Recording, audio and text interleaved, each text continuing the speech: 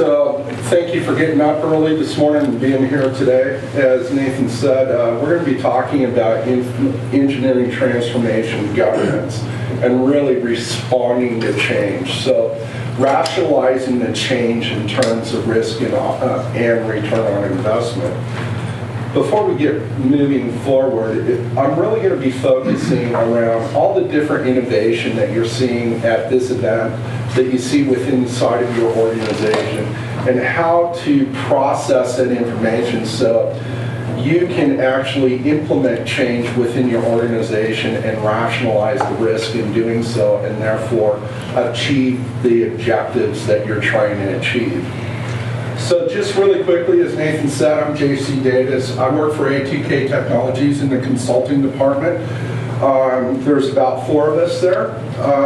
I have 25 years real engineering experience in both the civil and manufacturing space. I played a lot in the architectural space in my early days. And my specialty is really integration, process engineering. So when it comes to how do we get data from one point to another and back again, and how do we minimize our rework and minimize our errors and omissions. So my background is in computer sciences and engineering, and today hopefully I'm going to be able to answer for you some of the questions that you see here. What has changed and why? I think it's really important to understand what has changed and why it's changed in order for us to respond to change. And then how change has impacted us. You know, what are the impacts? Is it more than just software? So hopefully I'll be able to address some of that. And then why organizational alignment is key. More so than just the departments that we work in our core functionality, how different innovation impacts us socialistically and why the organization needs to be involved in our decision-making process. And then who should be involved and why. And then we'll talk about our risk in terms of, you know, the risk or the negative impacts as far and measure that against our return on investment. So really, what is engineering transformation governance? You have a white paper today. It's pretty deep. I'll tell you right now, it's a heavy read. I consolidated 3 other papers to make this white paper up. So it has a lot of information. It's really the body or group whose role implements and administers a process for which change can occur. And it's with respect to engineering function and role while maintaining an organizational alignment. Does that all make sense for everybody? So what has changed and why? Back a couple of years before I was born in 1964, you had manual processes, you had tolerance issues, you had fragmented processes, meaning that each one of these people up on the upper left would be making a widget or turning a pin or whatever that is, and then it would move down the line and it would get QA. And today, we have mass production, consistencies, fast and reliable production, repeatable processes, automation, right? And then we have, where I used to live, my little world, burning V tracks. How many of you actually do engineering or drafting or constructors here or been inside one of these offices? Not many, a couple of you. So you remember the burning V tracks. When change occurred, you remember the scramble for the change. And what happened is that a lot of people would get together and they would grab all these documents and they would have to manually track that change throughout each sheet.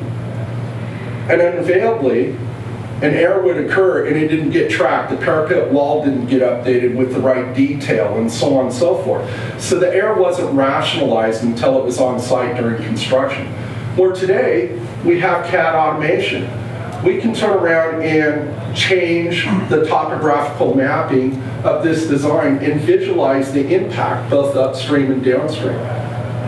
You know, we have simulation today and analysis. You know, we can digitally prototype something before we ever build something. We all understand this. But when it regards to change, how does this impact us? Well, to continue on, back in the early days, when CAD was founded, I think Autodesk was founded in 1982, we had paper drawings and FedEx, and we had silos of information, right? And even though each one of these business lines, or each one of your organizational business lines would have an automated process, or what we thought automation was back then, right? It was fragmented because the minute it left your department, then it was manual rework, and we'd have to bring that information in over time. And over the past decade or so, we've been moving to a level of integrated practices, right? Which has increased the complexities of change for us. How do we integrate these practices? What is integration, right? We're going from 2D models, and today you're here at BIM-MEPaus, to 3D information models, right? Building's the verb, not the noun. We're building intelligent models. We're creating that integration and collaboration. We have innovative project websites. We have different ways of automating processes, and the list goes on. And in today, it's about leading the organization or leading your industry through real-time integration and automation. How important is the metadata today? Back when we first saw a blueprint or a drawing back in one day, that's all it was. It was a block on a piece of paper. It was a blueprint that said, how do we build it? Nowadays, it's digital, right? And there's a lot of data behind that. A line's no longer a line. It has costing behind it, materials, raw materials. The BOM is really intelligent, and it's consumed upstream and downstream. And all of this has socialistic impacts on your business.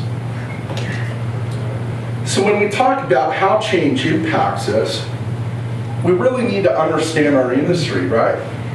How are we evolving? We have business drivers and market forces that are driving our organization or business objectives and goals. For example, here's a statistic that was given in 2007. Over 50% of the world's infrastructure is failing at an alarming rate because it's more than its life cycle. It's more than 50 years old.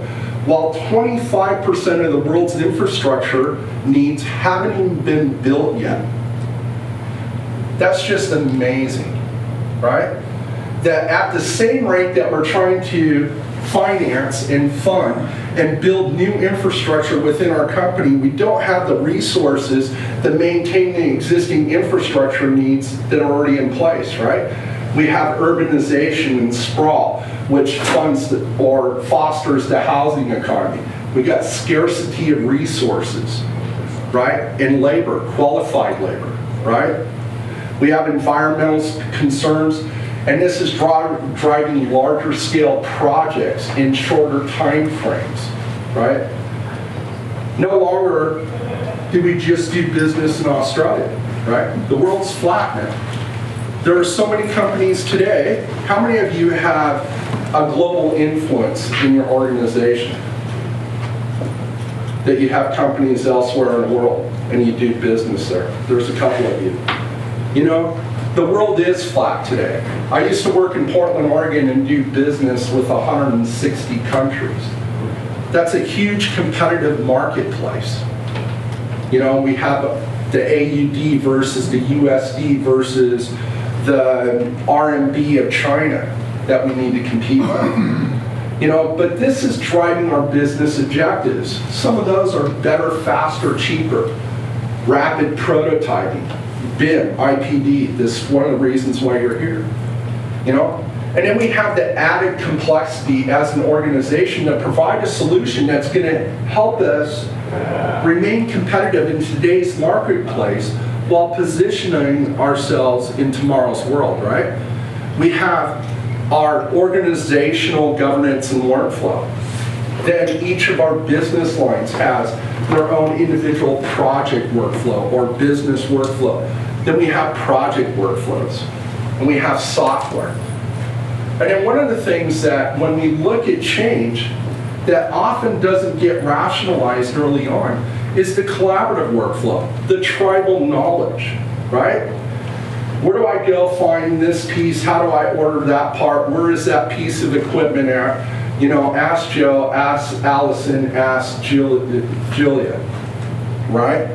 Those people like myself that are in the mid-years, we have a lot of tribal knowledge. And this, back in the day, meant that we were an asset to the company.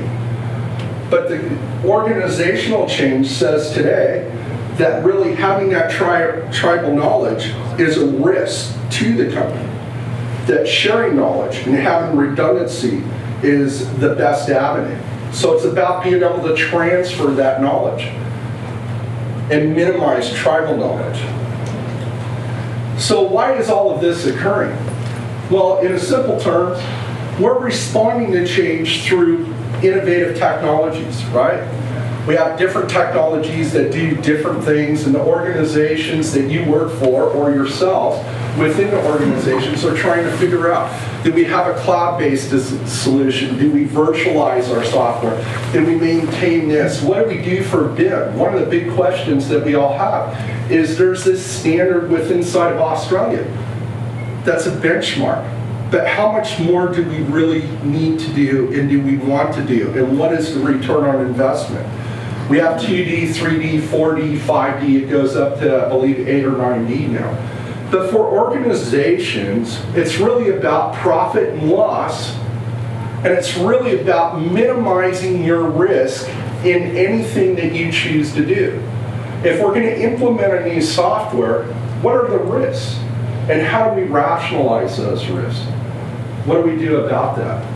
Well, we'll talk about it. Before we get there, one of the responses in technology is that different software manufacturers, Autodesk, Bentley, Oracle, you can go down the list, right? They've all come up with a solution, right? You know, on an organizational governance side of the house, what I mean by that is, in the governance side of the house, at an organizational level, how to collaborate and create synergies across your business lines. Those of you in construction or engineering or manufacturing, you're one business line. But the way your business runs is we have cost estimating and procurement, and we have, you know, construction phasing and staging, and we have HR. How do those business lines communicate in order to maintain the organizational alignment needed? There are systems for that. We have ERPs, MRPs. You guys have all heard of these, right? How many of you have an ERP system in your organization today? Any of you? MRPs? Managed resource planning? Cost estimating? These are all different softwares that enable you to do your core functionality. And for an organization, they're great. The problem is, when it comes to change, is that your organizations, you, the leading experts, are left to decide what is going to be the best fit for my organization. Because some of these do the same function. You know, you have a PLM system that's really designed with specific respect to engineering function and role, right? And you have an ERP system that says it does that same function and role. And there's a risk involved in what system authors what function for your organization. What fits for you may not fit for you over here. And so we have to rationalize what those impacts are in terms of risk to our company. So it's really about creating a balance between systems and processes that are going to help minimize your risk. So when you're looking at all the innovation out there today, these are some of the thought-provoking questions that I'm trying to instill in you, that when you're looking at, you know, a new feature or functionality, that there's more to it involved. Traditionally, who should be involved?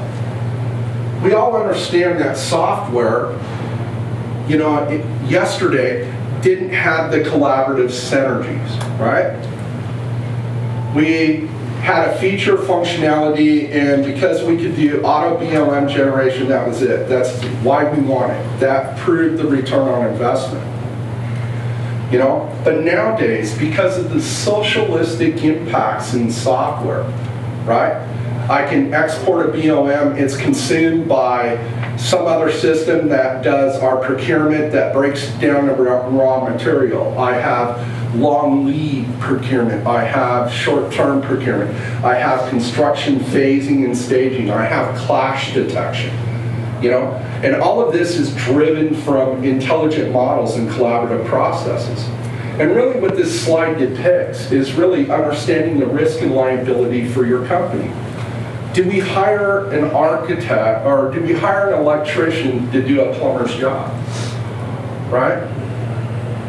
Historically, within our organizations, the point that I'm trying to make is because we're leading experts in engineering or construction or manufacturing or project management or our business, is that our organizations traditionally has internalized the decisions that they make when it comes to systems and processes. And by internalizing this, there are some negative impacts that we need to be aware of. But in order to understand the negative impacts, we got to understand what the impact is that no longer can we treat software as simply an implementation. We have to treat software in today's world as a business transformation process. Because what I do in HR is going to impact engineering, and what I do in engineering is going to impact procurement. It's going to impact your manufacturing floor. It's going to impact your bottom line. And it's going to impact your organization. But more often than not, where we get involved, where my team gets involved, is really after failure occurs. And that's sad, because we are experts in our industry, and we know what tools we need to use.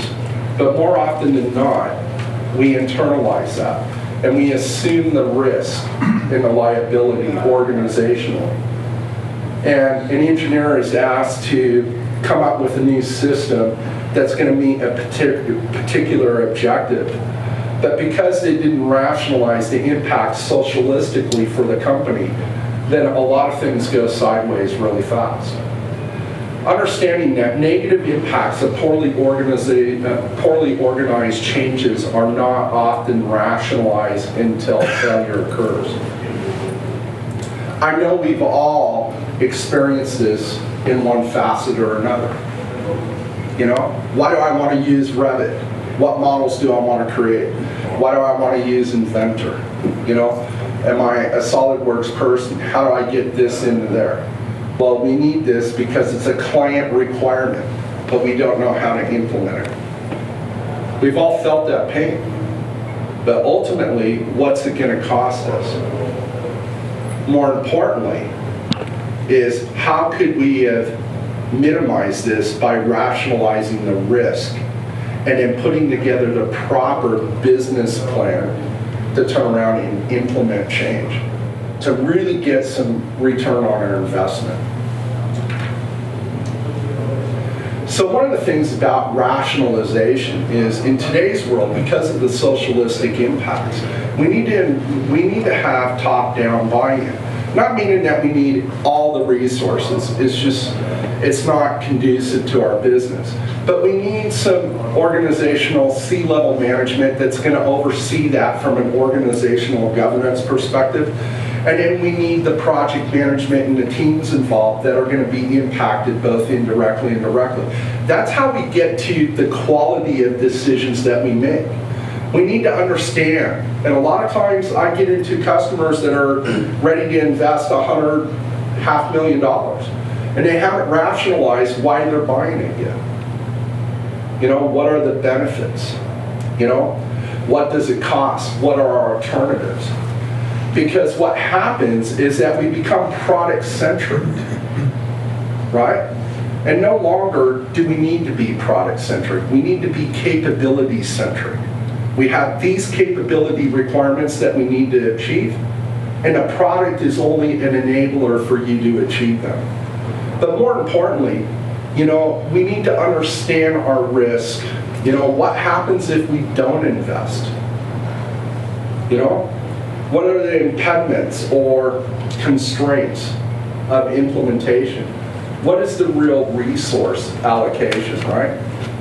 I worked for a company and managed about 30 or so engineering offices. The CEO was David Evans, brilliant man. He sat up here and I put this quote. He was speaking at an ASCE convention in the United States.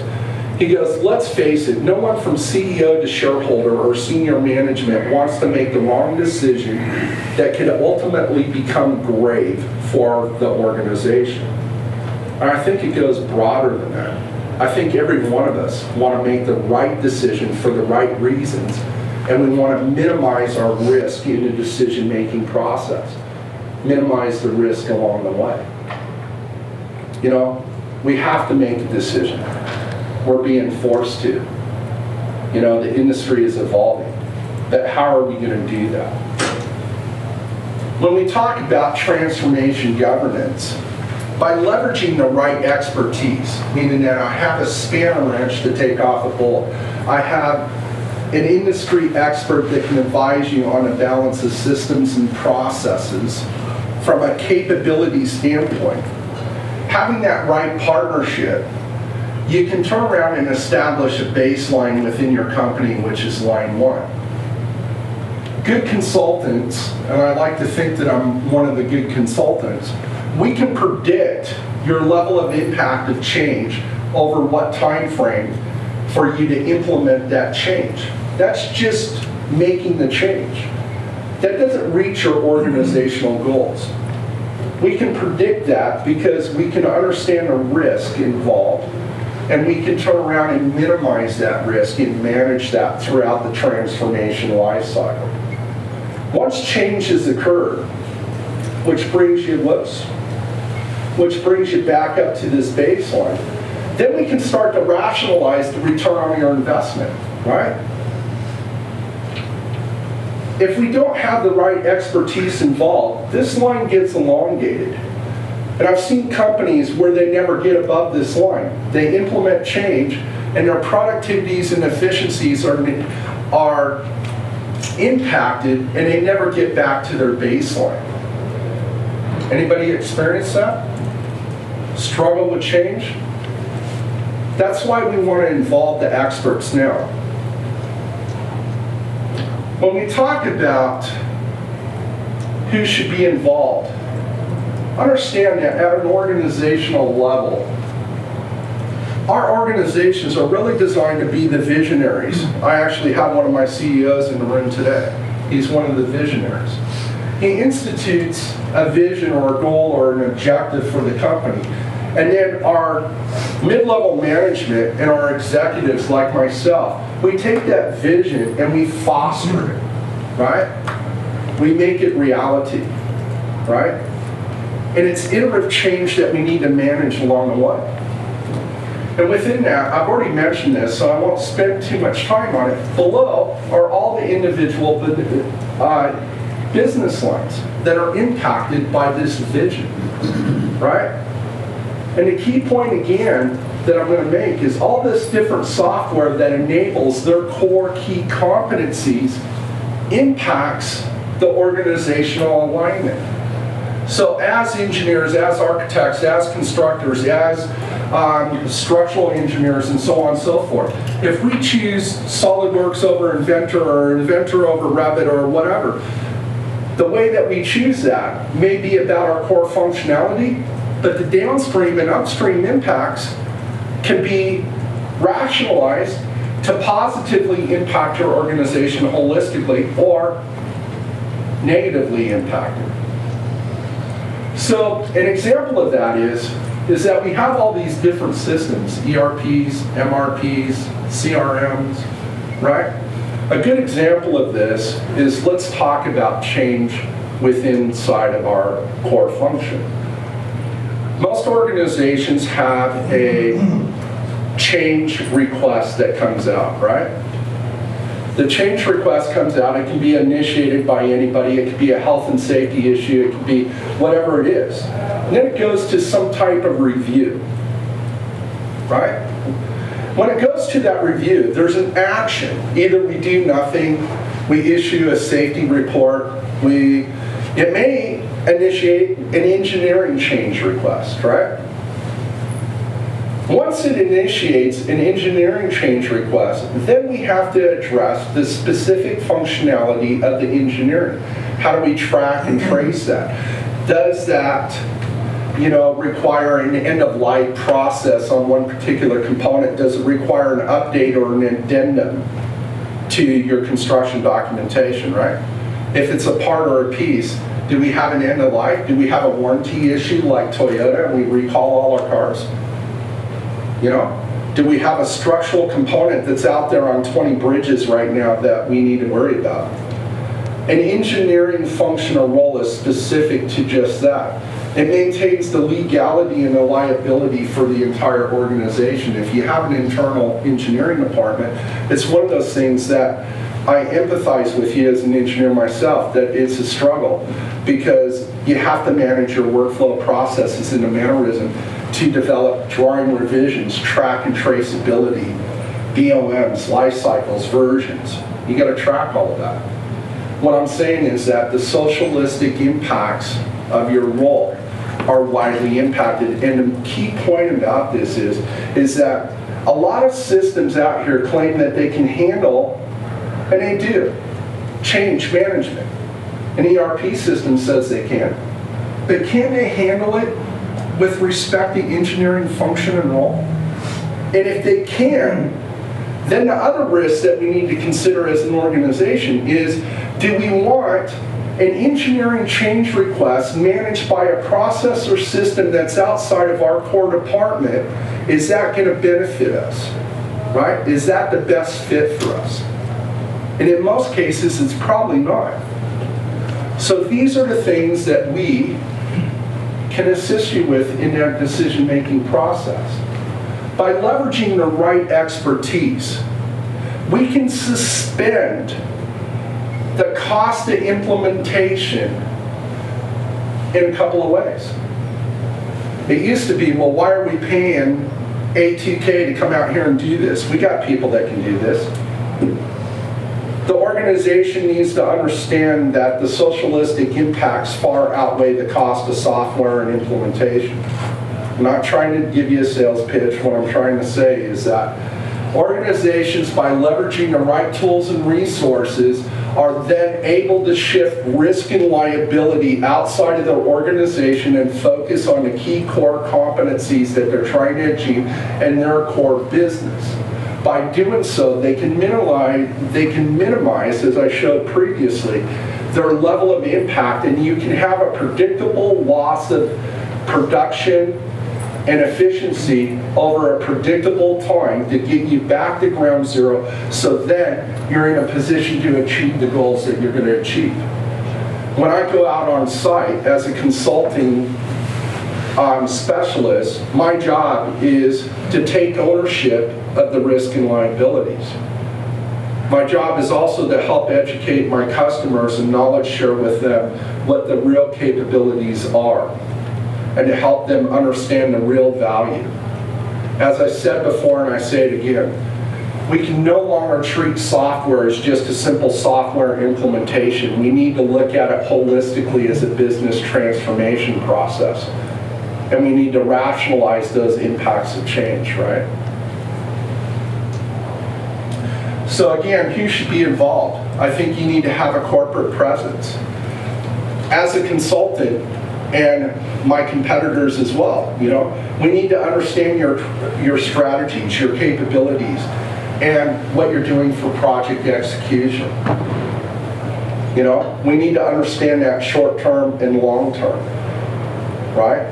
Because even if it's a short-term process that we're doing, it's about having an implementation or a business transformation that we can put certain things in to address today's needs and create the agility around it and the flexibility around it that 3, 4, 5, 6 months, a year down the road, we're going to be able to come back in for phase 2 or another project. As you change, we want to build systems with the flexibility and adaptability to change with you. So in conclusion, and I want to thank you guys today for being here. Really, organizations should consider focusing on capabilities first, not a product or system, right? You know, we need to approach this as a business transformation process. We understand all this innovation out there, and the biggest decision that we have to make is what's going to work and why, and then how it's going to impact us. And this is the to and fro and the struggle that we all have. In the time that I presented to you today, there's probably been another 50 softwares introduced in the world. And that's probably an underestimate, right? As we go through today at this event, you're going to see a lot of innovation. And it's going to have the wow factor. But then we need to consider how we're going to leverage that, right? I won't go through all of these, you can read these. But one thing that I want to leave you with is having the right stakeholders is essential to understanding the overall risks. At A2K, our consulting team really puts a process in place. You know, we want to educate you, so we have educational workshops. When we come out on site, we really want to look at your core business. Even though we're talking with your engineering department with respect to engineering function and role, we want to speak with your HR, your IT, your IS, your procurement. If you have a manufacturing line, we want to talk to those people on the floor. We want to do a thorough discovery, right? What is our findings? What is our observations? What do we ask you to consider? It's for your consideration. Ultimately, it's your choice. But through doing that, we can devise plans and put together a business transformation process that can be treated with the proper respect due it. In other words, we can minimize your risk along the way. So that's what I have today. I have time for a couple of questions. I'd like to hear your experiences around that. You can reach me on my mobile or my email, and I want to just thank you guys for being here today.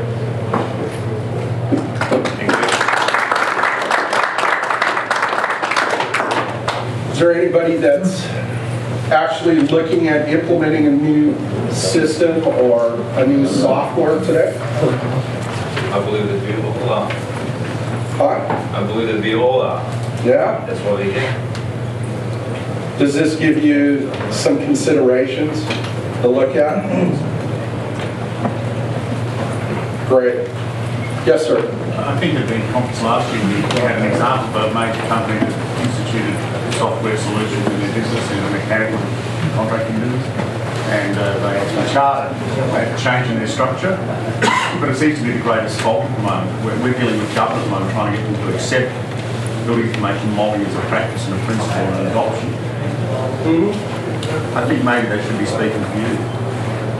Sure. Because we get all the technology, we blast them with that, and we get the pretty pictures and the wonderful opportunities. But trying to convince procurement divisions within government that there's a solution that they can wrap their head around, because they're not going to ever run a building information modelling or an engineered solution. What they do need, though, is how do I integrate that into my process in government? And we're finding that a very difficult task. Right. Yeah, I think the big thing is how, you know, in today's society, I work with like, pardon me, I work with like ADAC, and I work with different governments and governments and municipalities. Is a lot of times the people that are empowered to create a system or process for them to govern may not be the best experts or have the right expertise to understand all the different impacts involved. And I know that A2K invests a lot of time and effort in helping educate those government bodies to do so. But if there's a name or a person that I should be in contact with, please pass that along. You know, it's really important. This is all about awareness. And in today's world, it's about knowledge sharing. Great. Well, I want to let you guys get to your other class. Remember, there's a white paper out there that you can look at in depth. It's pretty deep. Appreciate any of the feedback forms that you have. And welcome to BIM-MEPaus, and enjoy your time while you're here. Thank you.